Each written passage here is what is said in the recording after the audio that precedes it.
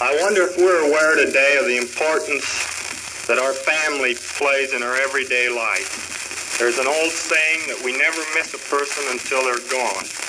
Well, I think in my case, I have missed a person for the simple reason of the nearness of a tragedy in that person's life. I wish to speak today on my grandfather. It may seem surprising to many of you that I am possibly as close to my grandfather as any one person. For an early background, I like to relate to my grandfather's unfortunate experience in having to quit school before he even reached the 8th grade to support an ailing father and his mother. He happened to be the oldest of 5 children, and it was his duty. Nevertheless, he recovered from his difficulty and went ahead to found a business in the early age of 20.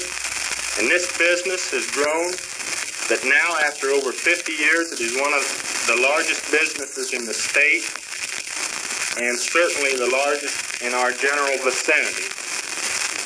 My grandfather has instilled in me the belief that it requires something to gain something. I hope I have that trait instilled in me. Certainly it is one of his and one that I am proud of in him. Another of his traits is unselfishness. It really seems remarkable to me that one man can do so much and expect so little in return. In fact, it seems at times he is resentful for what we do for him. My grandfather, in addition to raising my father and an aunt, raised 2 other children from about the 6th grade until they had finished their college. He expected nothing in return and has, in fact, received very little. Many people believe our grandparents' advice is old-fashioned. If that is true, I am thankful that I have taken some old-fashioned advice.